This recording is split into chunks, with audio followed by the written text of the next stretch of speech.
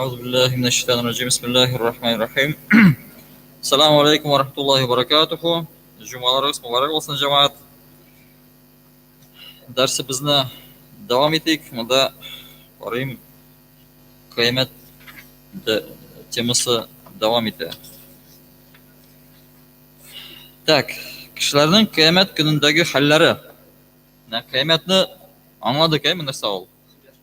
Cemaat.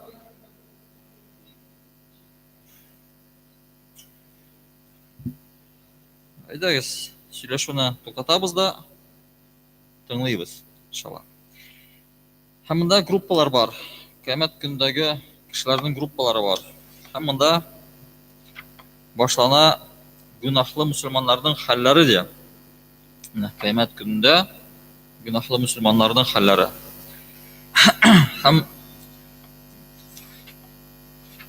мында 8 группа, 8 төркем Müslümanlar, günahlı Müslümanlar neydi günahlar için? Birinci türküm zekat birmevşi Müslümanlar diye. Yani bayıkları bula turup da zekatlarını birmegen Müslümanlar. Peygamber sallallahu aleyhi ve sellem aytdı, Allah Teala kişilerge boylık birse, hem ol kişi boylığından zekatın çıkarmasa, yani nisapka iyi bulup da biz bilamiz, nisab бар байлыктын. Шушы нисап болса гына, тулса гына мусулман кеше закат берергә тиешледер. Аның үстендә фарыз булып торачак. Һәм шәригать буенча билгеләнгән тиешле өлешен мухтаҗларга ярдәм итеп бирмәсә, ул байлык кыямәт көнендә йыланга әверелер. Һәм закат бирмәүченең муенына чырланып, аны газаплар. Айлыкны карагыз. Һәм карагыз, әгәр мусулман кешесе шушы байлыкны халал юлы белән тапса да, закатын бирмәсә, ул мал аңа харамга әйләнә. Айлыкны карагыз. Халал юл белән тапса да байлыгын. Һәм Пәйгамбәр саллаллаһу алейхи ва саллям әйтте, сарыклар һәм сыерлар асраган кеше тиешле булып та закатын чыгармаган булса, кыямәт көнендә хисаптан соң шул хайваннар хуҗасын җәһәннәмгә куар. Ә закат бирелгән булса, җәннәткә таба барырга ярдәм итәр ди. Карагыз.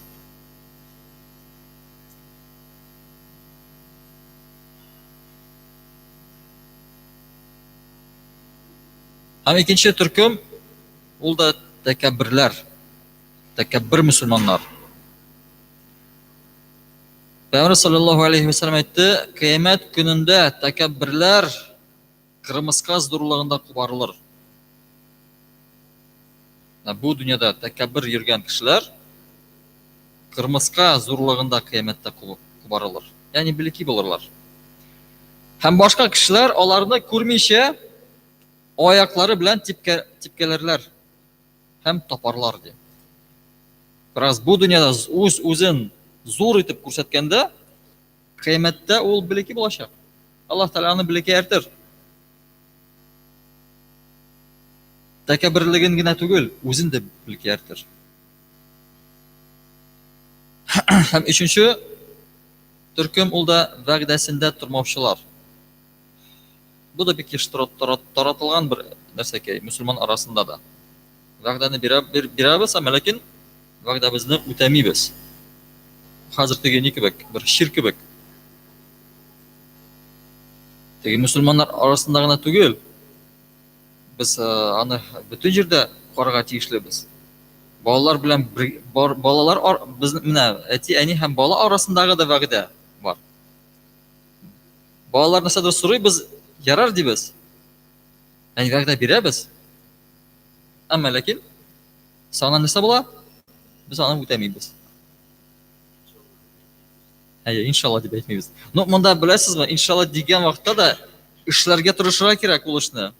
Чөнки күпчелек мусулман әти-әниләр иншалла диләр һәм эшләмиләр. Мин бит иншалла дидем. Һәм тырышмый да эшләргә, үтәргә. Соңыннан бала нәрсә үсә? Иншалла дигән сүзне ишеткәч, димәк ки, ул эш булмаячак дип кабул итә. Бер баладан ишеткән бер сүзне шундый. Теге әтиәниләре ул нәрсәдә сорады, әтиәниләре иншалла дигән вакытта әйтмәгез ди ул сүзне. Сез дә әйтсәгез ул сүзне сез үтәмисез ди. Күрәсезме? Аның шушы сүзгә нинди бер ни туа. Нәфрәт кебек туа.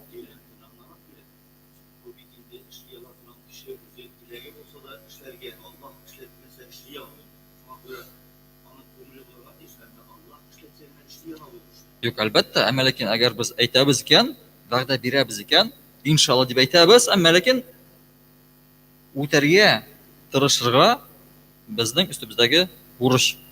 Балага биргән вәгъдәне дә әлбәттә үтәргә тиешлебез.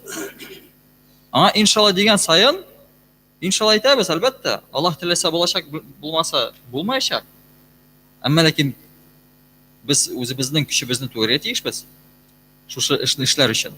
Теге һич бер нәрсәдә эшләмичә утырып, мин иншалла дип әйттем бит инде. Түгел. Кулыбыздан килгән әйберне эшләп, көчебезне түгеп, анда инде Аллаһ насыйп итмәсә, әлбәттә анда буларга аңлатабыз. Әмма ләкин әйтик икән, үтәргә тиешлебез. Чөнки әгәр үтәмәсәк, шушы вәгъдәсен бузучы мөселманнар группасына төркеменә эләгәбез. Аларның хәлләре куркыныч. Пәйгамбәр саллаллаһу алейхи ва саллям әйтте, кыямәт көнендә антын, ягъни вәгъдәсен бузучы һәрбер кешенең исемен байракка язып, башка кешеләргә күрсәтерләр. Уйлап кына карагыз. Һәм кеше вәгъдәләрен ни кадәр күбрәк бузган булса, байрак шул кадәр өскәрәк күтәрелер. Ягъни андый кешеләр билгеле булачак. Кем вәгъдәне бузган, алар байрак белән йөрәячәкләр. Хәтле күп бузса, аның байрагы шул хәтле өстенрәк булачак. Һәм дүртенче төркемдә ул җирне рөхсәтсез алучылар. Җирне рөхсәтсез алучылар.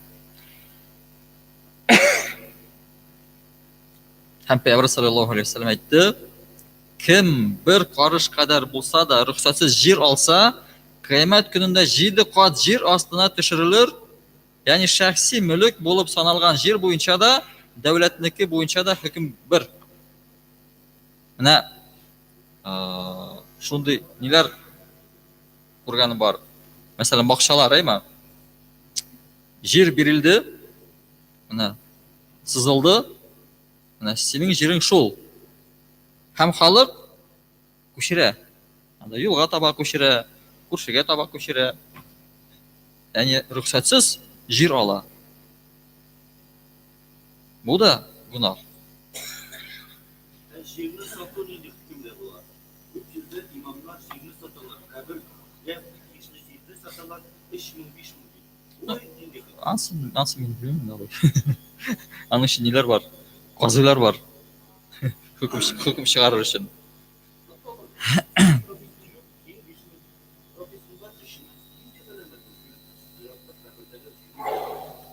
Һәм 5нче төркем 200леләр, ягъни мунафиклар. Пәйгамбәр саллаллаһу алейхи ва саллям әйтте, 200ле мунафикларны кыямәт көнендә иң начар кешеләр рәтендә күрерсез диде.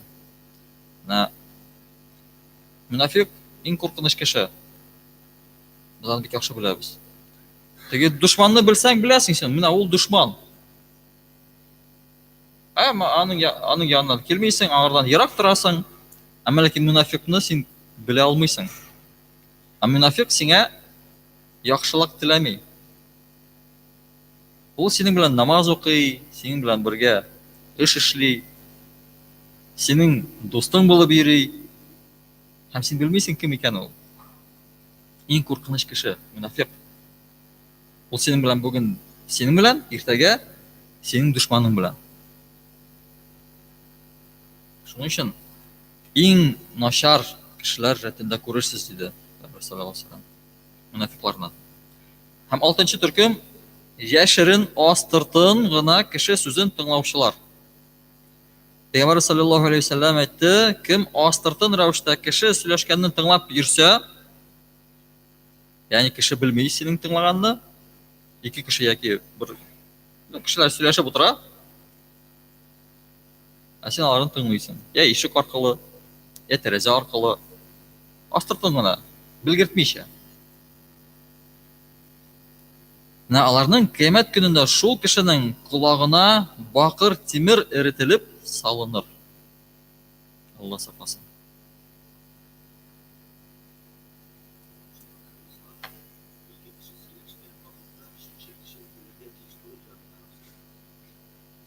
Әлбәттә, бәлки аларның серләре бардыр, яме ике кешенең.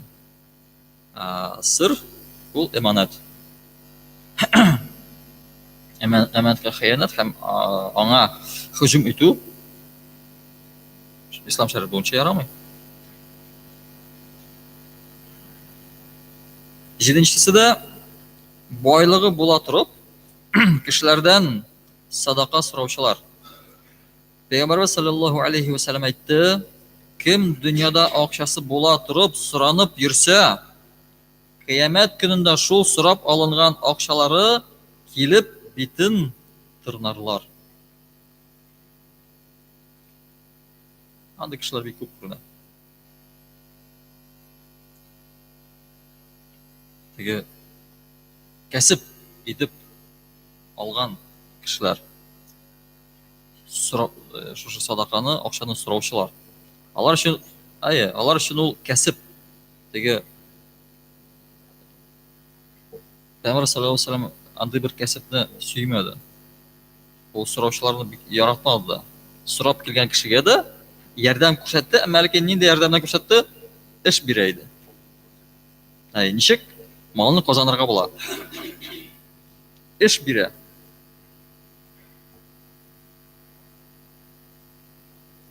Һәм 8нче төркем ул да үз вазифаларын тиешлечә башкармаучы хуҗалар. Ягъни хакимнәр, халык ихтиҗларын үтәмәүче җитәкчеләр. Пәйгамбәр саллаллаху алейхи ва саллям әйтте, кем дөньяда җитәкче булып, кешеләрнең ихтиҗларын кайгыртмаса, кыямәт көнендә Аллаһ Тәала аның ихтиҗларын үтәмәс. Җитәкче дигәндә нинди җитәкче булса да, илле мәгәр президент яки шәһәр башлыгы түгел. Менә без дә җитәкче. Имамнар җитәкче. Әтиләр, ирләр, алар өйдә җитәкчеләр. Шулай бит? Ягъни алар да җитәкче. Ягъни безнең астыбыздагы булган кешеләрнең ихтиҗларын кайгыртмасак, Аллаһ Субхану Тәала кыямәт көнендә шушы хакимнең ихтиҗын кайгыртмас. Анда безнең бик зур ихтиҗыбыз булачак. Бик зур ихтиҗыбыз булачак.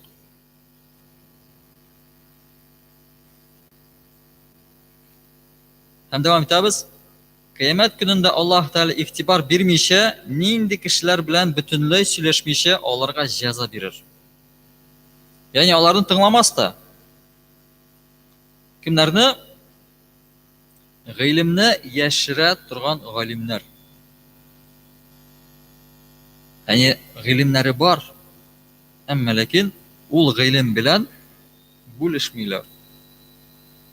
Һәм Пәйгамбәр саллаллаху алейхи ва саллям әйтте, әгәр кеше дин гыйлемен үзләштерү максаты белән башка белә торган кешедән нәрсә дә булса сораса, һәм теге кеше җавап бирмәсә, шул җавап бирмәүче кыямәттә ут белән йөгәнләнер. Ягъни әгәр аңардан сорасалар да, ул белә торып та җавабын бирмәсә, белә торып та.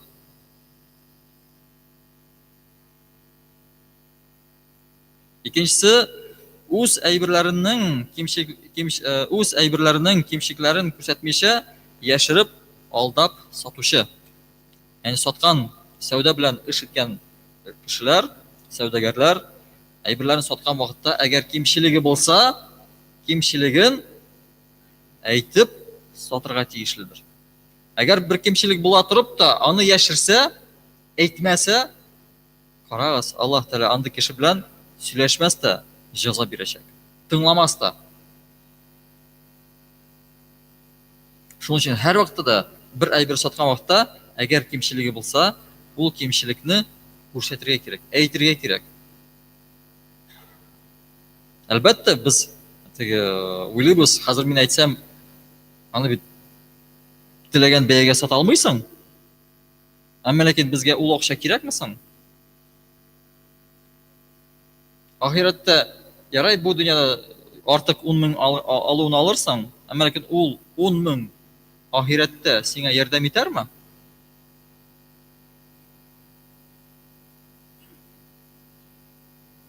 Өченче төркемдә ул олы яшьтәге зина кылучылар.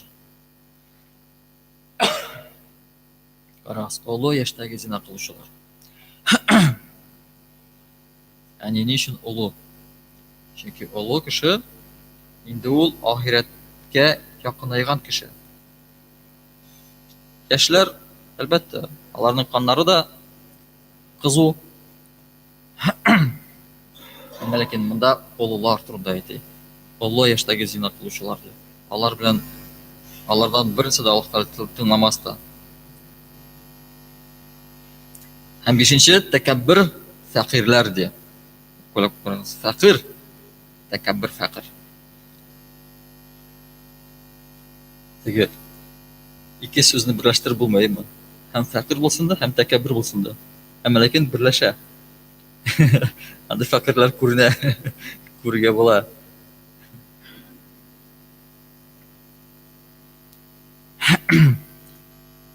Алтынчысы да ата-анасын рәнҗетүче.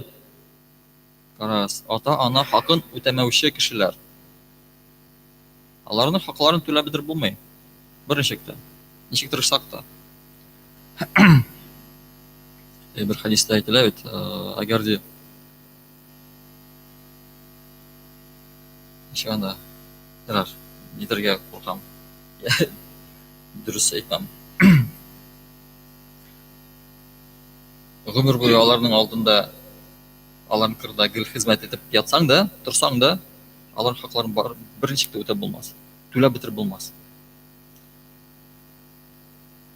Кул башыңа утыртып хаҗга да алып барсаң, түләп бетереп булмый. Әтиәнең хакын. Чөнки Аллаһ Субханаһу Тәгалә Куръан Кәримдә дә безгә әйтә: "Миңа гыйбадәт кылганнан соң ди, әти-әниләрегезгә хезмәт итегез." Миңа гыйбадәт кылганнан соң, карагыз. Нихәтле зур дәрәҗәме әти-әниләргә хезмәт итү. Иң беренче гыйбадәт, соңыннан әти-әнигә хезмәт.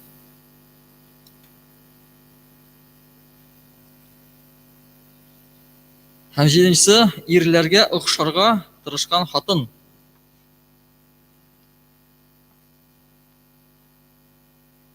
Ансы инде мода дип атала инде хәзерге көннәрдә. Яни хатыннарыбыз, урамдагы хатыннар шалбар кия, яни ират затларның киемнәрен кияләр. Яни ирләргә охшыйлар. Шашын кыскарталар яки совсем алып бәрәләр яме. Бу иратларга охшау. Белеп карагыз.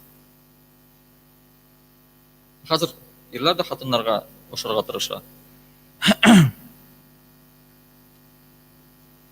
Сигезенче төркемдә ул да хатынының теләсә ничек йөрүенә риза булып торучы ир.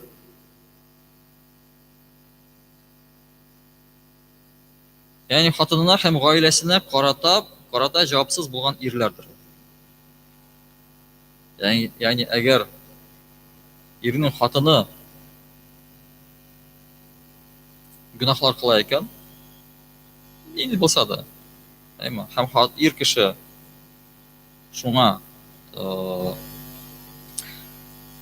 битараф кала, яни вәгазьләми, сөйләми, каршы килми, шушы ирдә газап күрәчәк. Һәм Аллаһ Тәгалә аның сүзен тыңламас. Ир әйтсә дә, ул бит хатын үзе җавап бирергә тиеш кебек. Җавап ниләр бирсә әйтсә дә, Аллаһ Тәгалә аны тыңламас. Аны тыңламыйча җәза бирер. Һәм 9нчы төркемдә ул үз хатынына карата җинси азгынлык кылучы. Монда инде аны ачыклайсы юк. Аңлашылгандырайм. Үз хатынына, jinsi azgınlık kılışı. Извращенец как мәскән. Даже үз хатын белән дә рамкалар булырга тиеш. Шулай бит. Үз хатыным да бер ни тотырга кирәк. Һәм унынчы да үз киемнәрен тәкәбберлек белән мактанып киеп йөрүче. Яни киемен ни өчен кия? Без киемне ни өчен киябез? Әлбәттә, каплар өчен. Әйме? Әгъзаларыбызны каплар өчен киябез. Ләкин әгәр кеше матур киемнәрне, кыйммәтле киемнәрне кия, мактаныр өчен, менә минем нихәтле байлыгым бар кебек күрсәтер өчен. Әлбәттә, монда инде нәрсә бар? Исраф бар. Исрафта Аллаһның ризалыгы юк.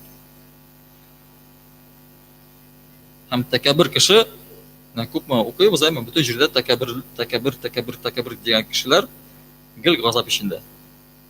Даже фәкыйрь тәкәббер булса, белеп кына карагыз. Тәкәбберлек бер кашан да яхшылыкка китерми. Иң беренче тәкәбберлекне кем күрсәтте? Азазил, Иблис. Ул тәкәбберләнде. Һәм газабын без ишеттек.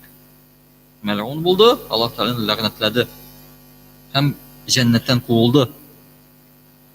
Күрәсең, тәкәбберлек һәр вакытта да безне начарлыкка китерә, яманлыкка китерә.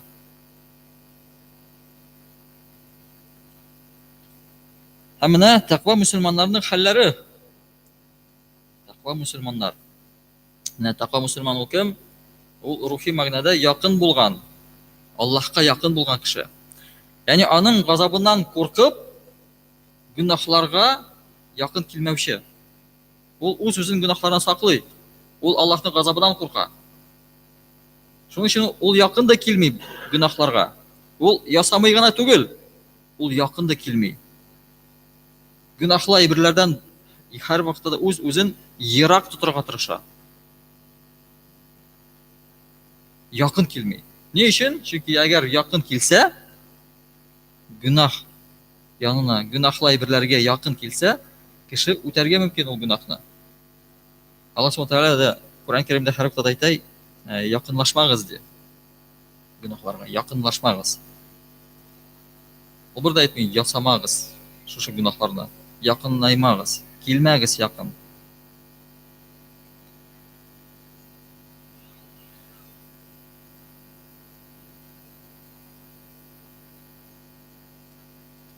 Һәм мәгълүм ки, бу дөньяда Аллаһ кушканча яшәүче тәкъва кешеләрнең йөрәкләре тыныч була.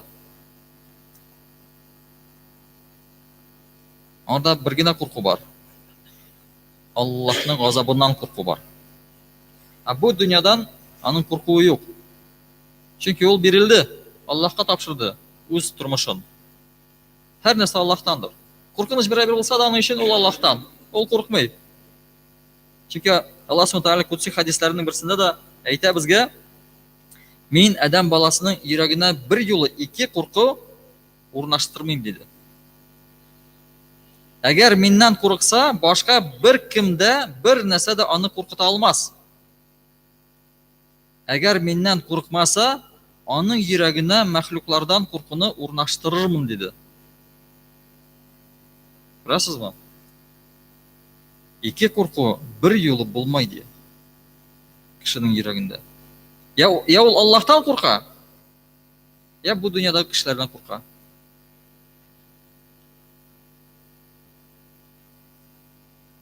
Һәм Талак сурасының 2 һәм 3 аятларында Аллаһ Субханаһу Тәгалә шулай дип әйтә: Аллаһның җәзасыннан курыккан кешегә Аллаһ кыенлыклардан чыгу юлын күрсәтер һәм аңа көтелмәгән җирдән ризык бирер. Аллаһка ышанган кешегә бер Аллаһ җитәр.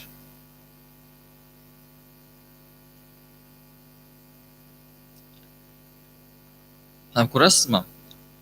Тәкъва кеше монда Аллаһтан гына курыкты. Һәм кыямәт көнендә кабердән кубарылып, мәхшәр мәйданына килгәндә, аларның йөрәкләрендә курку булмаячак.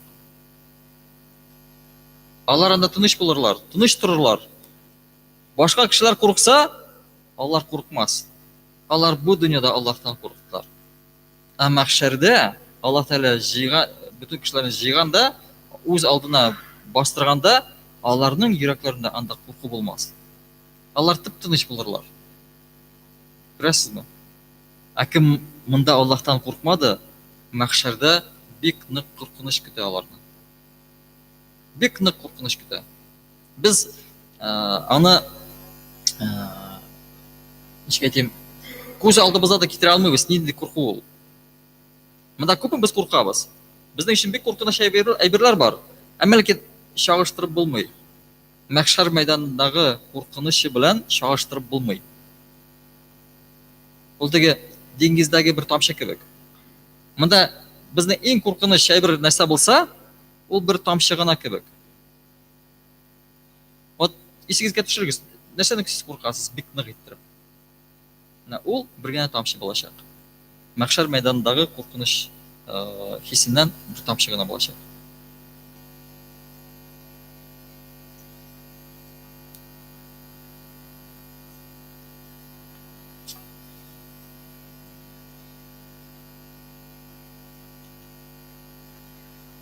Bizning vaqtimiz kelib yetdi.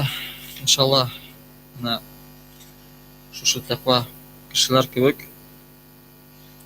bu dunyoda Allohdan qo'rqib, Allohdan gina qo'rqib yasharga nasib etsin bizga baribizga da. Va axiru da'wana alhamdulillahi robbil alamin. Al-Fatiha.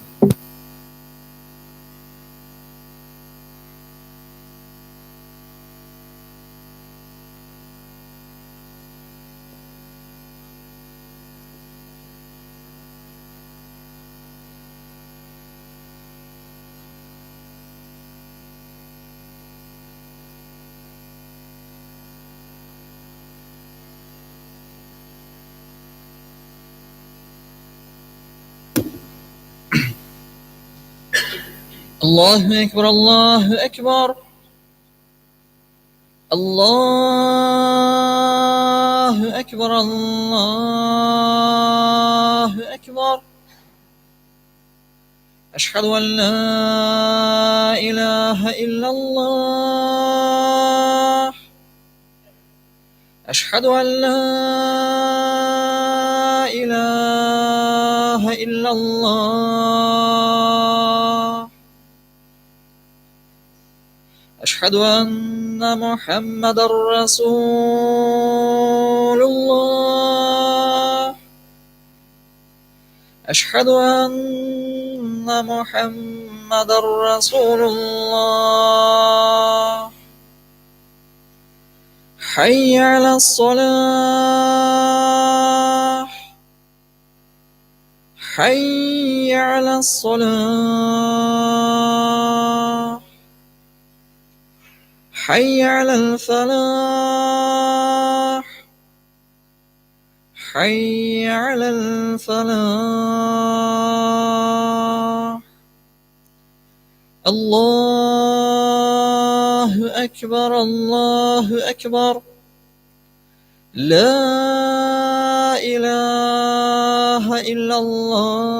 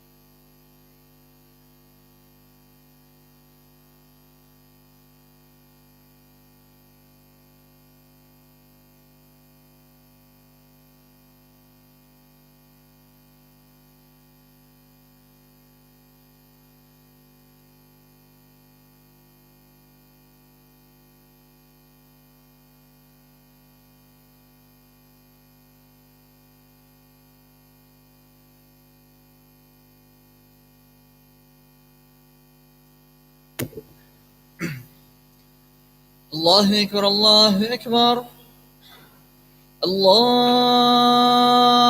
أكبر الله أكبر أشهد أن لا إله إلا الله أشهد أن لا إله إلا الله أشهد أن محمد رسول الله أشهد أن محمد رسول الله حي على الصلاة حي على الصلاة حي على الفلاح حي على الفلاح الله أكبر الله أكبر لا إله إلا الله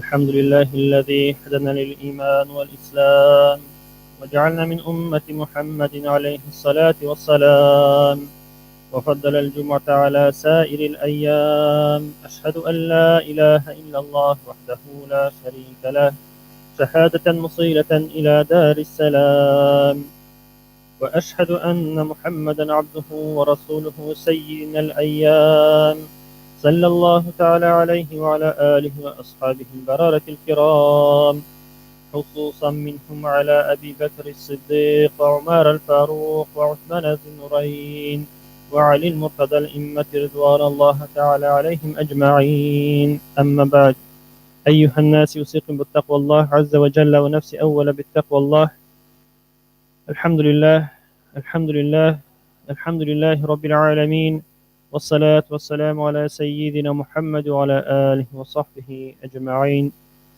برشا مقتولارыбыз bizlarni yo'qdan bor qilib tarbiyalab turgan va barcha g'alamlarning Rabbisi bo'lgan Alloh subhanahu va taologa bo'lsa edi va ko'ngil turlarimizdan chiqqan salovat shariflarimiz oxir payg'ambarimiz suyukli payg'ambarimiz Muhammad Mustafa sallallohu alayhi vasallamga va uning oila ahillarına va sahabalarına borib erishsa edi. Alhamdulillah mana tag'in bir jum'a kunna erishdik, jum'a namozimizga jiyildik, ibodat qilarga jiyildik. Alloh taolo qilashaq ham qilgan amallarimizni dirslab qabul etsin. Endi ushbu ikki jum'a arasında qilgan amal ibodatlarimizni dirslab qabul etib, bandachilik bilan bilib bilmay qilgan ulug' gunohlarimizni yarliqasin. Muhtaram jamoat, bugun endi inshaalloh qisqacha g'ina to'xtalib ketarmiz g'aybat zarari masalasini. Bu dunyoda har birimiz yashaymiz, ham bilamiz, har bir kishining tanida bo'larga mumkin shirlar, avrular, turli hastalar. Ammo lakin tandagina tugul kishining ruhunda da, kishining jonida da bir hasta bo'larga mumkin.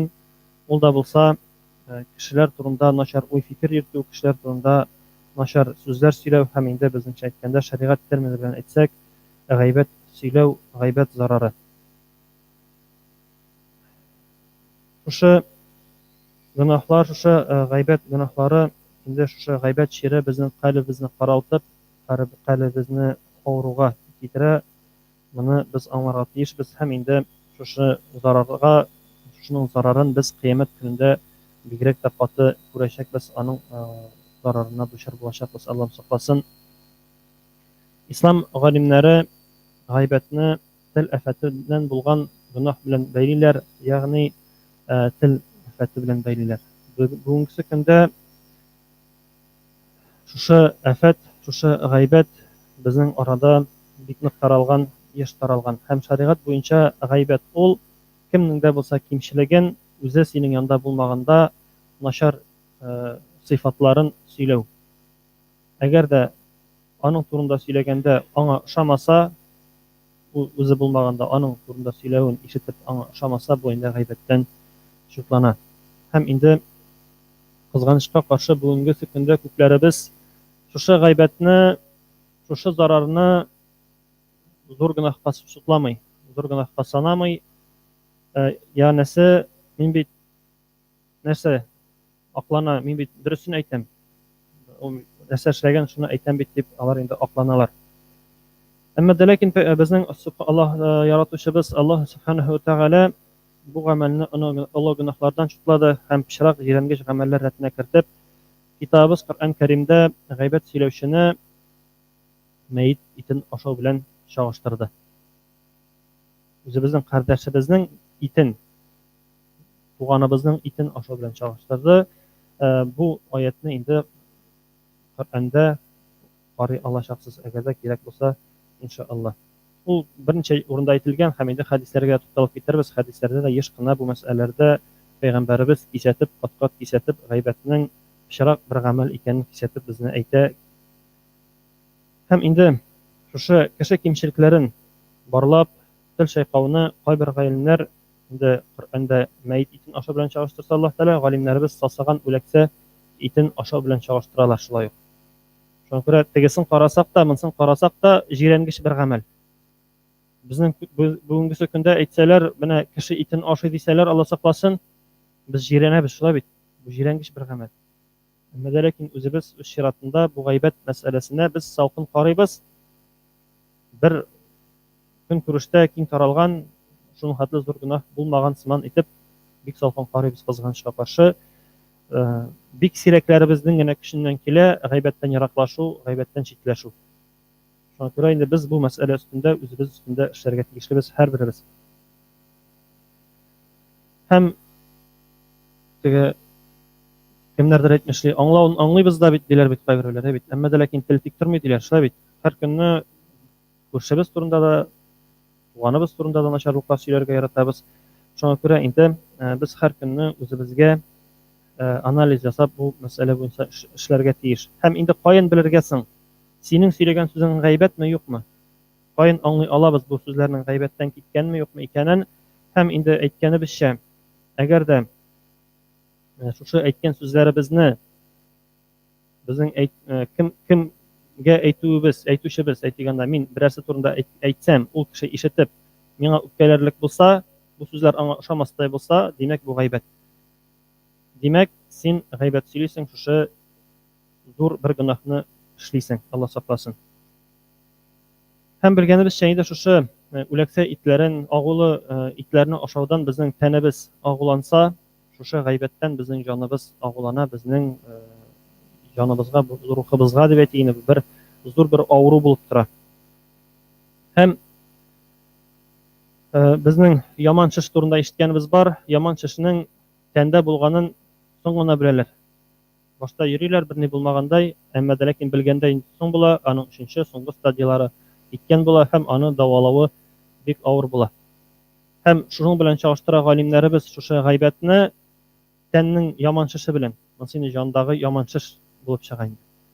Без бу дөньяда яшәгәндә аның турында уйланмыйбыз, белмибез, әмма дә ләкин кыямәт көндә Аллаһ Тәгалә каршына баскач, Аллаһ сакласын, бик нык кына җавап бирәсебез булырга мөмкин.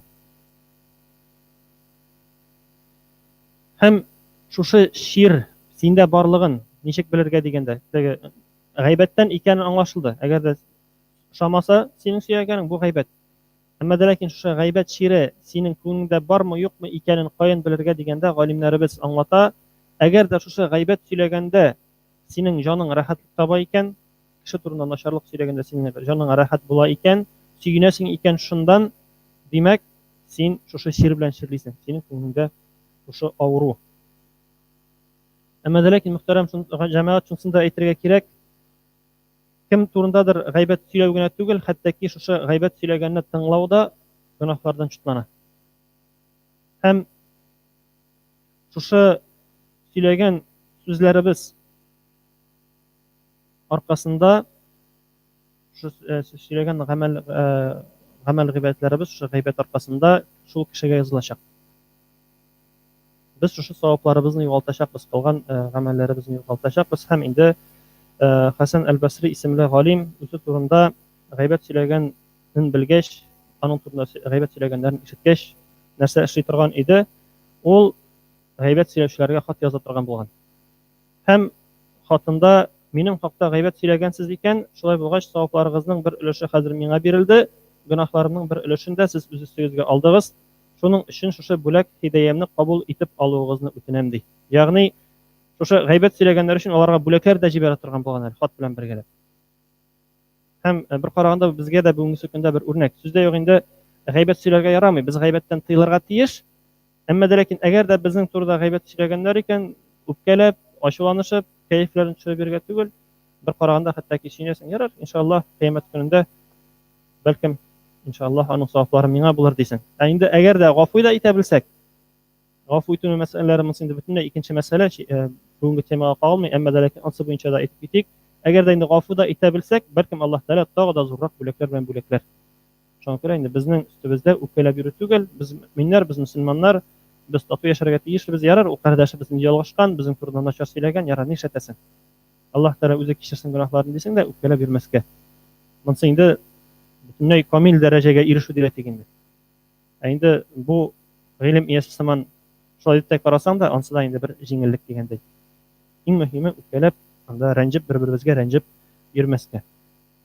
Чөнки беләбез, бу шайтанның максаты, шайтан тырыша, иблис тырыша безне талаштырырга, гайбәт сөйләтергә, гайбәт сөйләтеп, үпкәләтеп бер-беребезне, араларыбызны бозу ул шайтанга кулай, ә безгә түгел.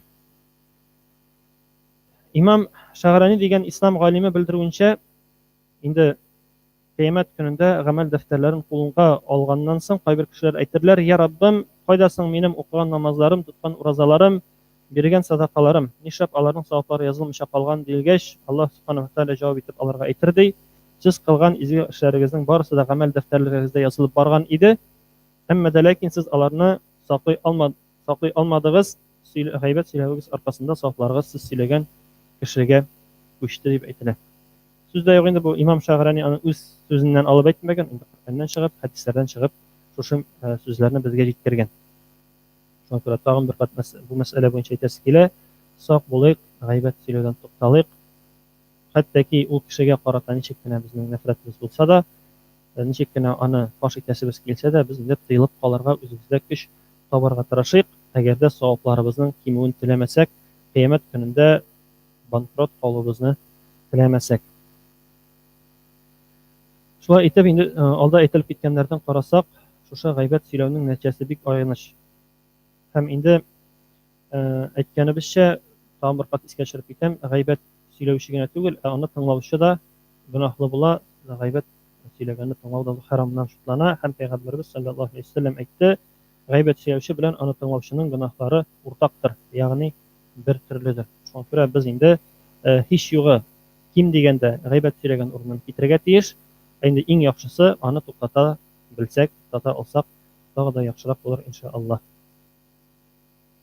Һәм шушы катгый кисәтүләргә карамастан, инде кайсы берләребез әйткәнебезчә аклана, ни өчен сөйләмәскә, мөмит дөресен әйтәм, аның әйткәннән нәрсә булган дип, инде төрле акланулар эзләп таба. Әмма дә ләкин Пәйгамбәрбез саллаллаһу алейһи ва саллям бу аклануларга да җавап бар. Җавап итеп әйткән. Пәйгамбәрбез саллаллаһу алейһи ва саллям әйтте: "Кеше турында ул үзе ишетмәгәндә әйтелгән начар сүзләр дөрес, хак булса бу гайбәт.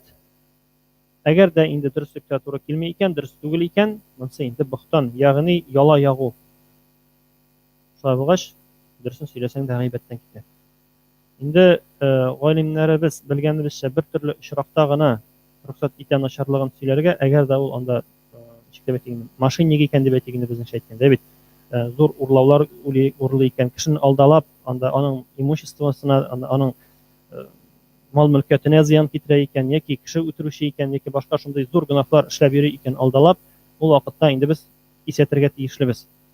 Хәтта ки бүтәннәргә зарар китермәс өчен, һәм инде сүздә юк, үзең үз белдегең белән аның өстеннән карар чыгару тиеш түгел, ә инде хөкүмәт әйтеп ничек тә булса инде суд аркылы дип әйтик инде, казый аркылы аны хөкем итү өстендә без эшләргә тиеш. Шәригатебездә безнең үз белдегең белән кемгә дә булса яла ягып, кемне дә булса җәзалау тыелган, шулай бит.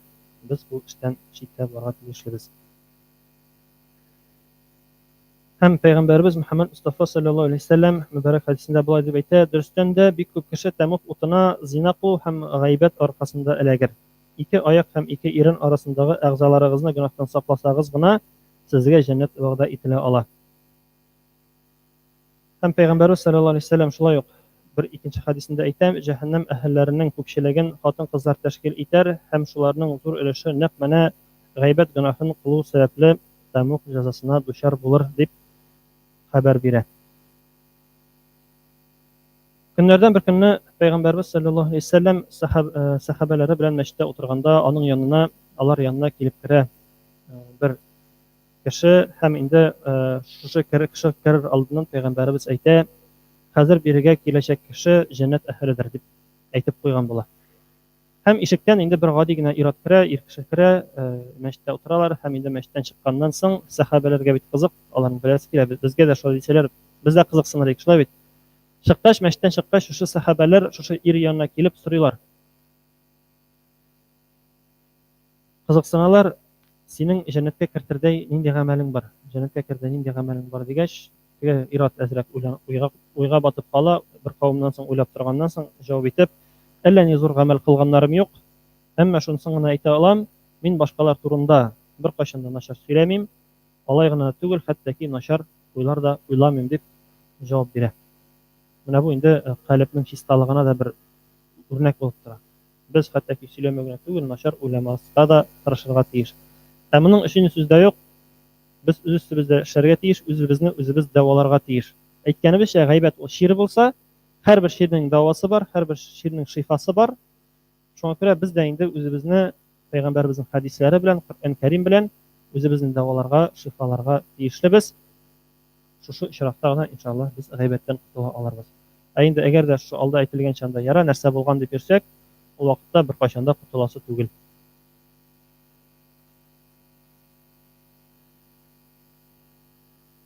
Шулай итеп инде, мөхтәрәм җәмәгать, без телебезне сакларга тиешлебез. Һәм инде Аллаһ Тәгалә, Аллаһка ышанган кеше я яхшы, файдалы сүзләр сөйләсен, я бөтенләй дәшмәсен дип әйтә безне, кисәтә безне Пәйгамбәрбез саллаллаһу алейһи ва сәлләм. Яки яхшы сүзләр сөйләргә, яки дәшмәскә. Ләкин һаман да бер сүз, бу үрләргә ирешер өчен әле безгә бик нык тырышырга кирәк. Бик нык үз өстебездә эшләргә кирәк. Без кирәкме сүз безгә, кирәк түгелме, сөйлибез. Теге кешенең безне тыңлыйсы киләме, тыңлыйсы килмиме, һаман аның вакытын алабыз, аптыратып бетерәбез. Аннан соң инде теге кеше сүзгә башлагач, бәлкем чыгып китербез аннары дигәндәй. Шуңа күрә кирәкле, файдалы сүзләрне сөйләсәк сөйлик, кирәкмәгәннәрне инде читкә куярга тырышыйк. Һәм Аллаһ Субханаһу ва Тәгалә аңа тугры булган, ягъни Аллаһ Тәгаләгә ышанган, уннан курыккан бәндәләрне сөендереп, шундый бер хәбәр җиткерә безгә. Кемдә кем башка кешенең гаебен белдермәсә, яшерсә, ахирәттә аның гаепләрен белдертмәм. Ягъни шушы яшереп калган кешенең дә гаепләрен белдертмәм дип Аллаһ Тәгалә безне сөендерә.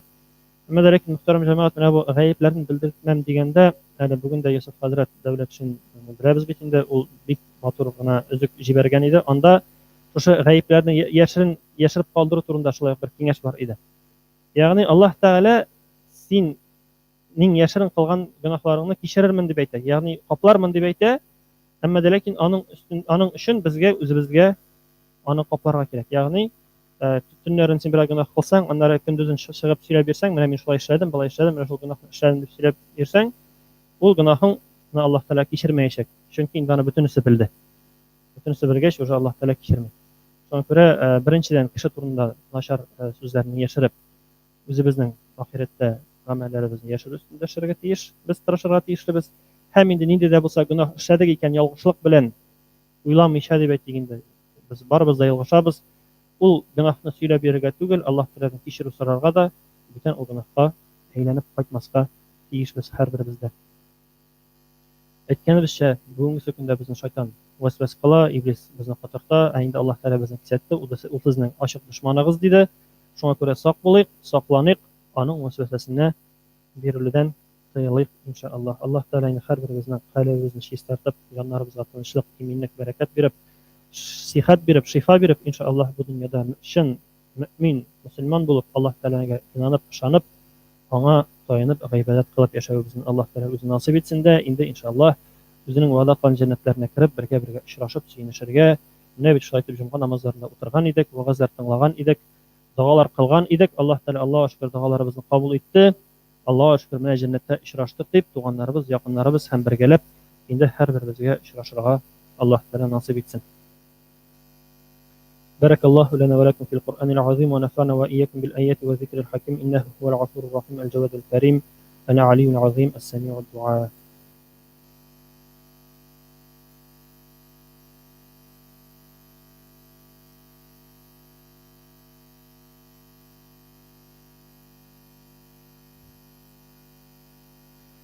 الحمد لله نحمده ونستعينه ونستغفره ونتوكل عليه ونعوذ بالله من شرور أنفسنا ومن سيئات أعمالنا من يهده الله فلا مضل له ومن يضلله فلا هادي له أشهد أن لا إله إلا الله وحده لا شريك له وأشهد أن محمدا عبده ورسوله إن الله وملائكته يصلون على النبي يا أيها الذين آمنوا صلوا عليه وسلموا تسليما اللهم صل على محمد وعلى آل محمد بعدد من قاد وقام وصل وسلم عليه جميع الأنبياء والمرسلين اللهم اغفر لي ولوالدي والمؤمنين والمؤمنات والمسلمين والمسلمات الأحياء منهم والأموات اللهم انصر من نصر الدين اللهم انصر من نصر الدين اللهم انصر من نصر الدين واخذل من خذل الدين عباد الله إن الله يأمر بالعدل والإحسان وإيتاء ذي القربى وينهى عن الفحشاء والمنكر والبغي يعظكم لعلكم تذكرون اذكروا الله يذكركم واشكروه يزد لكم واستغفروه يغفر لكم ولا ذكر الله أكبر لو كنتم تعملون وأقيموا الصلاة.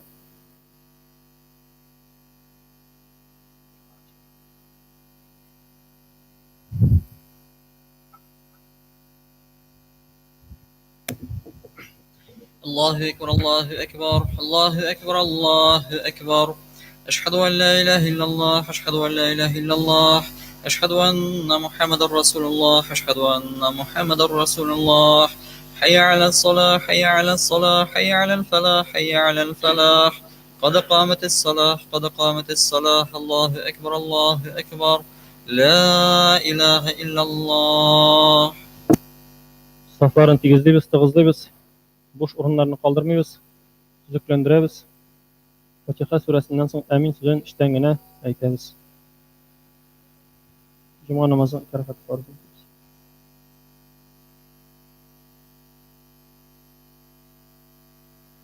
Allahu Ekber.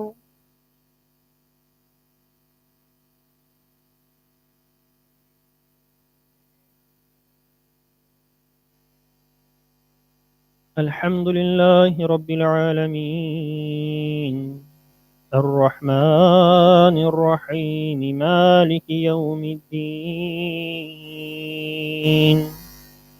إياك نعبد وإياك نستعين اهدنا الصراط المستقيم صراط الذين أنعمت عليهم غير المغضوب عليهم ولا الضالين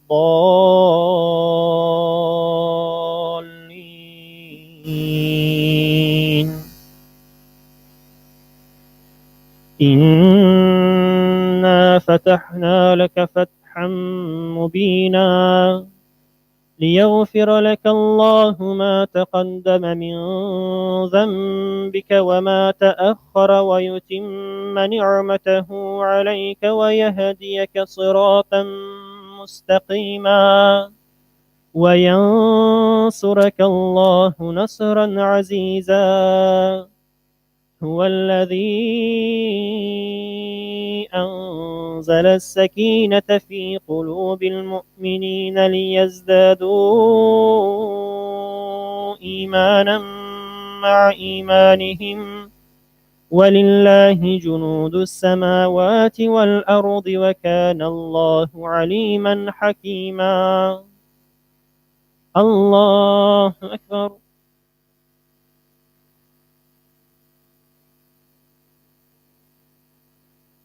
سمع الله لمن حمده. الله أكبر. الله أكبر. الله أكبر.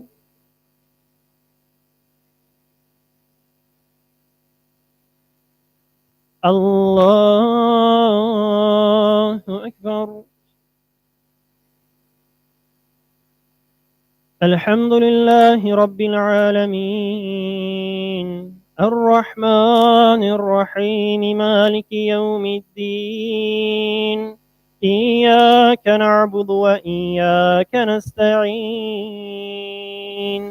اهدنا الصراط المستقيم صراط الذين أنعمت عليهم غير المغضوب عليهم ولا الضالين.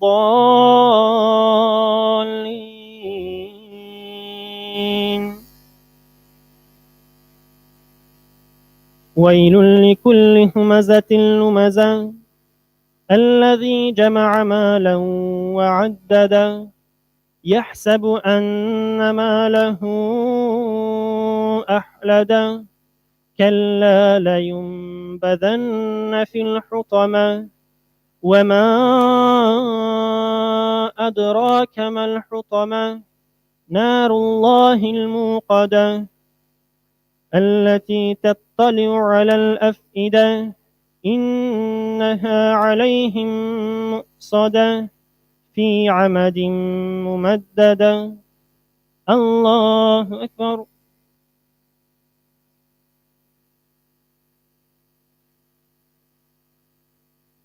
سمع الله لمن حمده. الله أكبر.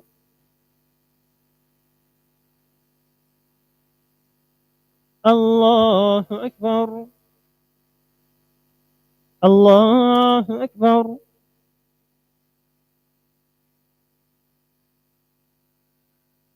الله أكبر.